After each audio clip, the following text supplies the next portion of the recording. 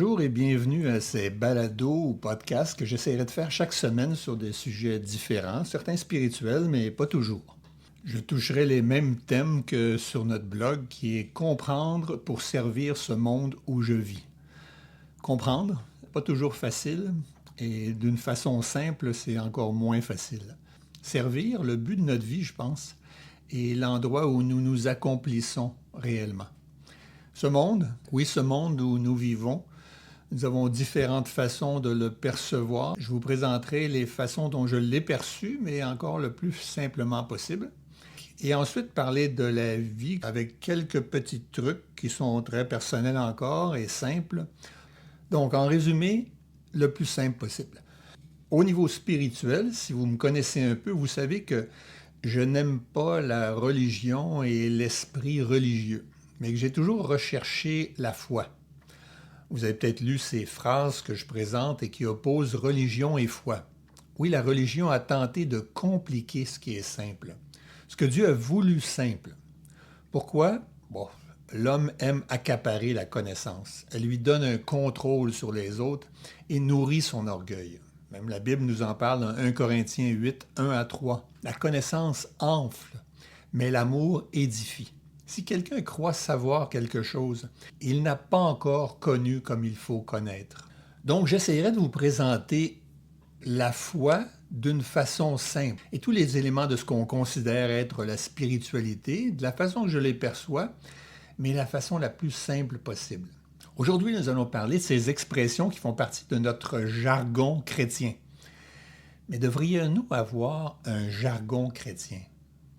Quelle est la définition de jargon? C'est une façon de s'exprimer propre à un groupe, une profession, une activité difficilement compréhensible pour le profane. Pourquoi avoir une façon de s'exprimer qui serait difficilement accessible? Ne prêchons-nous pas un évangile, une bonne nouvelle? Bien sûr que Jésus a parfois compliqué les choses par des paraboles pour confondre les religieux. Mais cela était justement parce que ces religieux rendaient inaccessible ce que Dieu voulait offrir à tout homme, une bonne nouvelle du salut. Comment donc maintenant compliquer une bonne nouvelle alors que Dieu la veut accessible pour tous? Mais peut-être la raison est que beaucoup de chrétiens préfèrent que cette bonne nouvelle ne soit pas accessible pour tous. Peut-être que nous préférons exclure certains pécheurs, certains péchés, pour satisfaire nos critères. Mais Dieu, lui, a donné son Fils pour quiconque croit en ce sacrifice, qui est suffisant pour tout péché. Non, ne compliquons pas ce que Dieu a voulu simple. Ne rendons pas incompréhensible ce que Dieu a voulu compréhensible. Ne rendons pas inaccessible ce que Dieu a voulu accessible à tous. Donc, je vous parlerai de cette simple parole de Dieu, comment la comprendre simplement, comment la lire simplement. Essayons de comprendre certains mots qui ont peut-être perdu leur sens ou qui ne sont plus compréhensibles. Tout au moins pas compréhensibles comme Dieu les a voulus. En voici une première expression qui a perdu son sens et qui pourtant est simple. L'expression « que Dieu vous bénisse ». Je disais souvent que Dieu vous bénisse dans mes lettres ou communications. Je me suis attardé un jour à cette expression si fréquente parmi les croyants. Quelle est la définition, je la prends du Larousse, de bénédiction ou bénir? Premièrement, en parlant de Dieu, combler quelqu'un de bien, faire prospérer quelque chose par une faveur divine. Donc il y a l'idée ici de recevoir. On dit aussi dans la définition donnée par le dictionnaire, louer quelqu'un, son action, par reconnaissance. Il y a l'idée de parler en bien. Donc, deux concepts sont présentés dans la définition que nous donne le Larousse. Bénir dans le sens de recevoir ou bénir dans le sens de parler en bien. Il est important de comprendre cet ajout qui a été fait dans le Larousse par rapport à l'idée de recevoir. Nous sommes dans un monde qui cherche à recevoir et qui a fait l'équation entre être béni et recevoir. Mais pourquoi toujours vouloir recevoir plus, plus, plus? Est-ce le but de la vie du croyant?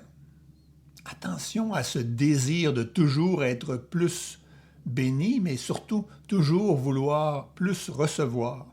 Dans Éphésiens 1:3, on nous dit « Béni soit Dieu, le Père de notre Seigneur Jésus-Christ, qui nous a bénis de toutes sortes de bénédictions spirituelles dans les lieux célestes en Christ. » Autrement dit, comme chrétiens, nous avons déjà été bénis en Christ. Nous avons déjà l'essentiel. Par son appauvrissement, nous sommes riches de la vie éternelle. Maintenant, essayons de comprendre le sens de bénédiction. Que représente la bénédiction? Le mot béni est traduit du grec par eulogéo, qui veut dire bonne parole, pour bon, et logéo pour logos, qui est la parole.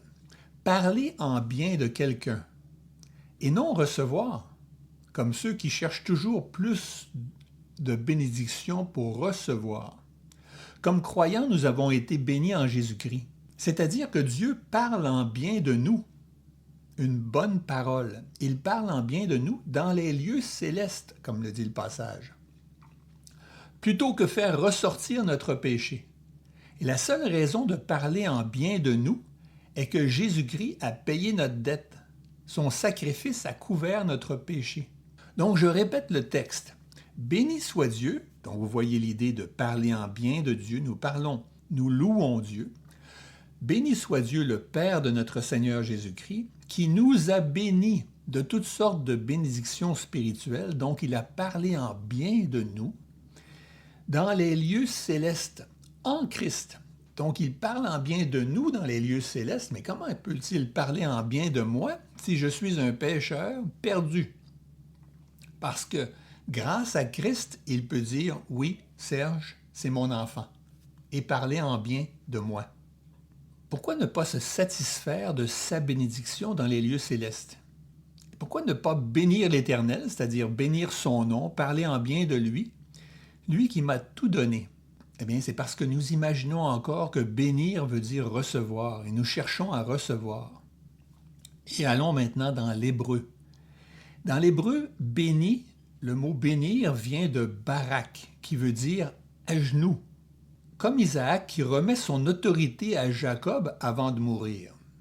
On pourrait dire que c'est Jacob qui s'est agenouillé devant Isaac.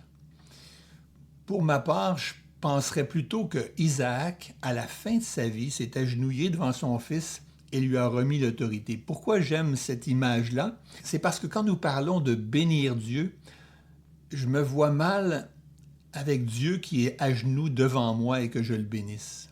J'aime mieux cette idée-là de me voir, moi, devant Dieu, à genoux, en lui remettant toute autorité que je pourrais avoir. Donc, en résumé, nous avons deux concepts qui se chevauchent, mais qui vont très bien ensemble. Premièrement, le mot hébreu qui nous parle de s'agenouiller, remettre notre autorité, et le mot grec qui nous parle d'une bonne parole.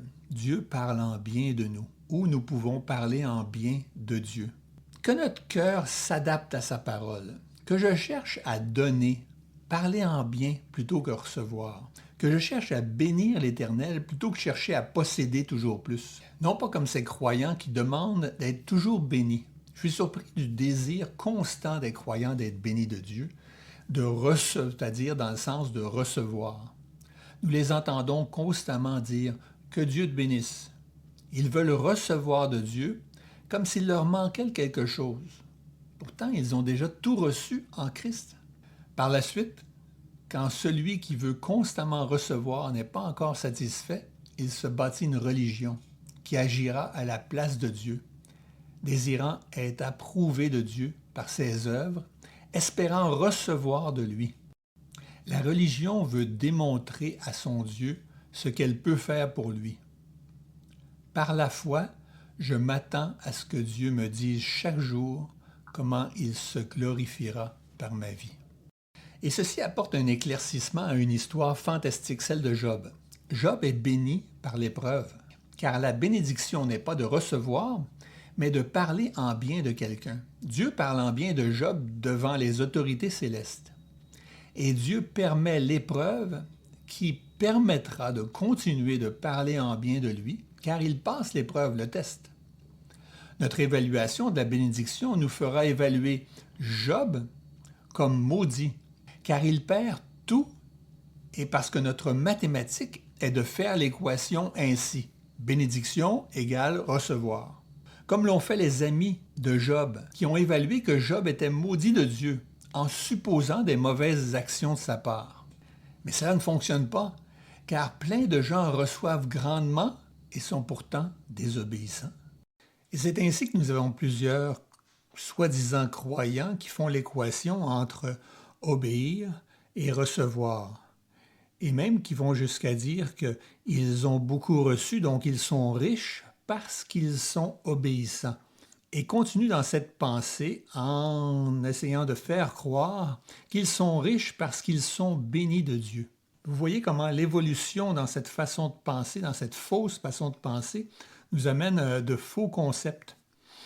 Et même certaines nations vont dire qu'ils sont bénis de Dieu, qu'ils sont la nation bénie parce qu'ils sont une nation obéissante. Certaines nations vont dire que puisqu'ils ont le plus grand pourcentage de croyants, plus qu'ils respectent la parole de Dieu, même jusque dans leur politique, ils sont bénis de Dieu et ils sont les nations les plus riches. Nous avons ça dans notre période présentement, mais nous l'avons eu avec Israël aussi, qui s'est cru la nation bénie et qui a donné comme exemple, quand elle avait des richesses, que ces richesses étaient le résultat de son obéissance. Vous voyez cette pensée que obéir amènera à une bénédiction dans le concept que la bénédiction est de recevoir. Donc, j'obéis, je reçois. Je n'obéis pas, je ne reçois pas. Vous voyez encore que c'est complètement différent si nous comprenons la pensée biblique sur la bénédiction qui est de parler en bien. Quand j'obéis, Dieu parle en bien de moi. Que je reçoive ou non, que je sois riche ou pauvre, que ce soit dans des moments difficiles ou des moments faciles dans ma vie, comme Paul qui dit qu'il a eu des moments où il a eu beaucoup, il a des moments où il a eu peu. Ce n'est pas à cause de mon obéissance que j'ai ou que j'ai pas. Je dois considérer, si je suis croyant, que Dieu m'a déjà tout donné ce que j'ai besoin de recevoir. Je n'ai pas à rechercher à avoir plus, encore une fois. Maintenant que nous savons que le mot « bénir » veut dire parler en bien de quelqu'un, ne l'employons plus en pensant parler de ce que nous pouvons recevoir de Dieu. Cependant, nous pourrions utiliser les mots suivants. Dieu nous a choyés. Dieu nous a comblés, qui dénote ce que Dieu a fait pour nous tout simplement par amour. Pas par nos mérites, mais par son amour. Et ce concept est très bien présenté en 2 Corinthiens 9:8, qui dit « Et Dieu peut vous combler de toutes sortes de grâces, afin que, possédant en toutes choses de quoi satisfaire à tous vos besoins, vous ayez encore en abondance pour toutes bonnes œuvres. » Vous voyez ce que dit le passage? Dieu peut nous combler. Paul nous dit que ça peut même déborder, mais pour quelle raison? Donc, je vous suggère une image d'un bol qui est soit vide, bien là, il m'en manque, mais ce n'est pas ce que Dieu veut. Dieu veut nous donner assez, que nous ayons assez dans ce bol, qu'il soit comblé. Mais comme Paul nous le dit, peut-être que nous aurons en abondance. En abondance, c'est que ça déborde du bol. Et mais pourquoi? Est-ce que c'est pour que je sois riche? Non. C'est dit ici dans le texte, de quoi satisfaire tous vos besoins, donc c'est comblé, mais que vous ayez encore en abondance, c'est-à-dire plus, pour toutes bonnes œuvres. Et là est la clé. Dieu me donne assez, mais s'il me donne plus, c'est pour que je puisse donner à d'autres. C'est ce que représente de bonnes œuvres. L'abondance est pour donner, parce que moi j'ai juste besoin d'un bol plein. J'ai pas besoin de plus que ça. Si j'ai plus, c'est pour pouvoir donner à d'autres. Et malheureusement, là est le test pour beaucoup de croyants, et spécialement nous les croyants en Amérique du Nord. Nous avons en abondance et nous le gardons pour nous-mêmes. Nous sommes riches et nous nous vantons ainsi d'être bénis de Dieu. Quelle grande erreur! Nous avons déjà été bénis de Dieu parce qu'il a parlé en bien de nous, et maintenant nous avons un test dans le sens de cette abondance que nous avons. Si nous la gardons pour nous, nous ne passons pas le test. Je connais énormément de frères et sœurs dans plein de pays qui n'ont pas assez dans leur bol. Ils ne sont pas comblés. Et Dieu s'attend à ce que je prenne de mon abondance pour combler leurs besoins. Il va se servir de moi pour combler les autres, pour qu'ils en aient assez. Il y a même eu une étude il y a quelques années qui disait qu'il y a assez de nourriture dans le monde entier pour que personne n'en manque. Mais malheureusement, il y a des gens qui meurent de faim parce qu'il y a des gens qui meurent de trop manger. Nous ici, en Amérique du Nord. Si nous changeons notre façon de voir ce que la parole de Dieu nous enseigne, c'est encore là, simplement, c'est simple. N'importe qui peut lire ce texte comme je le lis, peut lire ces mots dans le grec et l'hébreu. Nous avons toutes les technologies maintenant pour pouvoir comprendre ces mots qui sont très simples. Dieu les a voulus simples pour que nous comprenions. Donc, bénir, ça représente parler en bien de quelqu'un. Je vais bénir Dieu, je vais parler en bien de lui. Et je vais arrêter de dire que je veux être béni plus. Arrêter de le dire dans le sens de recevoir. Au lieu de ça, et vous le savez, ceux qui lisent mes courriels, que maintenant j'écris que Dieu t'utilise pour sa gloire. Quel plus grand bonheur que d'être utilisé par Dieu pour sa gloire, pour qu'il soit glorifié. Donc j'espère que tout ça peut éclaircir un peu ce concept bénir. Et un petit ajout, et certains m'ont dit qu'il y avait tellement une habitude de demander une bénédiction, même au repas. Comment est-ce que je peux adapter ça pour la bénédiction du repas?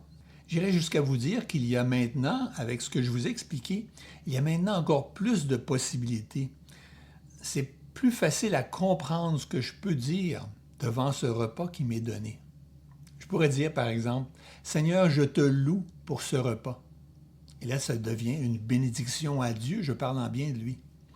Je pourrais dire « Merci Seigneur de me combler par ce repas », qui veut dire qu'il me donne ce que j'ai besoin au comble. Je peux dire aussi « Seigneur, je te prie pour ceux qui n'ont pas autant que je peux avoir, que tu combles leurs besoins. Aide-moi à être à l'écoute de leurs besoins. » Ou bien encore « Merci Seigneur pour ce que tu me donnes aujourd'hui. Oui, tu es digne d'être béni. » Et je suis certain que vous en trouverez d'autres, car maintenant vous pourrez utiliser ce mot en connaissance de cause. Merci encore de votre écoute et à la prochaine.